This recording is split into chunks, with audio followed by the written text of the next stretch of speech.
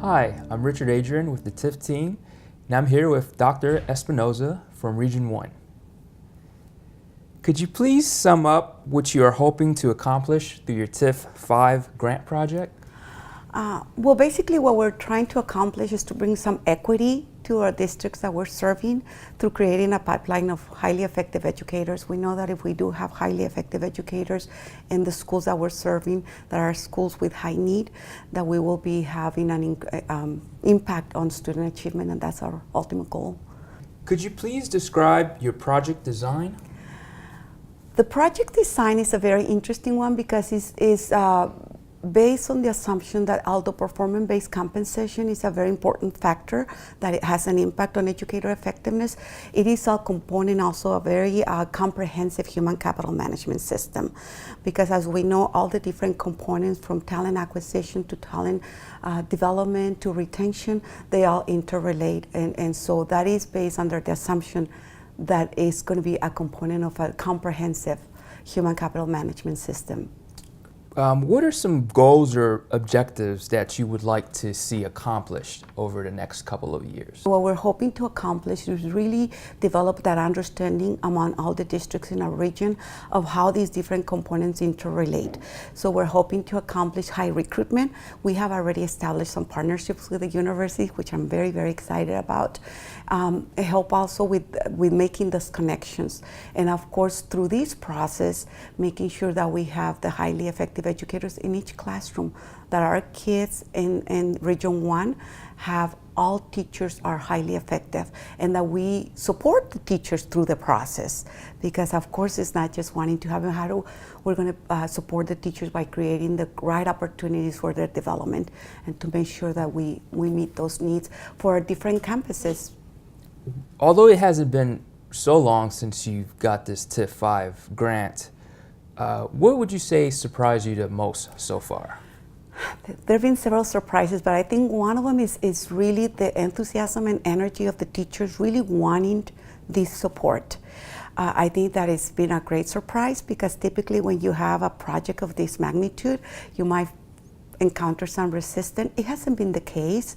It could be also our efforts. That's another surprise. We have done a lot of informational forums. We have done a lot of advisory committees. So we really have engaged all our stakeholders in the process. So it has surprised me that once you explain and really they understand the process, and that we are, as an education service center under TIF, that we're going to be there to provide them and work with them on this process of really supporting them and developing them. So that's one a big surprise. The other surprise has been that, like I mentioned before, we service 31 campuses, to really see that their needs are so different. Even though we're in the same region, we have some large districts where their need might be more in the retention. And then we have very rural districts, small districts, where the greatest need under the human capital management is the recruitment because of the isolation of the area. So it has really surprised me the fact that their needs are so different. So having the opportunity to differentiate the services that we're going to be providing and supporting our teachers. And lastly, I mean, you can see I'm full of surprises so far, but the other surprises has also been the fact that there is a great need at the district level, at the higher level with our superintendents, to really understand the interrelation of all the different components of human capital management system.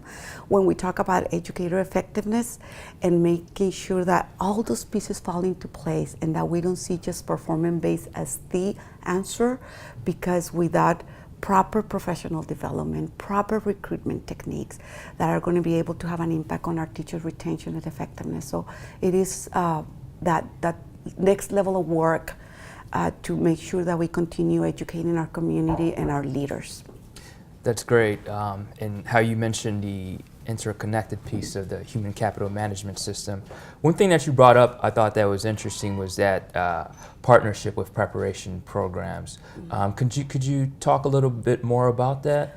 Yes, and this is one that I'm very, very proud of because I mean we're young, we're in the planning stages, but we do have a good relationship with the university. Our local university just merged with another university, became UTRGV, University of Texas at Rio Grande Valley, and having conversations with the dean and really looking at the preparation programs. One of the things that we encounter is that the master's program opportunities are limited to either you're going to be an administrator or you're going to be a content and you're mastering your content. And because our grant includes, of course, our master teacher, having conversations with the dean came out the idea we really need to develop another master's program where it's geared towards teacher leadership. And the university has the capacity, so we are about to sign our MOU. They probably will be working on developing that program through the 17-18, and our commitment and our relationship with them will be we're going to be working with our teachers to encourage our teachers to pursue that. So it gives us a great opportunity for career advancement. It gives us a great opportunity for developing our master teachers, for developing our leadership, and it gives the opportunity to the university to really become very intentional about the preparation of our teacher leaders. Is there anything else that you would like to share with us? Any other points that you can think of that you would like to share about Region 1? Well, just the fact that we're very committed to our teachers, we're committed to our educators, and of course all levels, but right now to see the level of work with the teachers and to make sure that we send that message that we're here for teachers. My experience, I've been a dean of instruction, I've been a teacher, I've been a principal at central office, but I know that the magic happens in the classroom. And I know that as long as we keep on developing our teachers and providing all the support that they need, we're going to see great things happening. And of course, providing the leadership also at the campus level. Great, great. Well, it sounds like you guys are doing amazing and exciting work. Well, thank you. Thank you.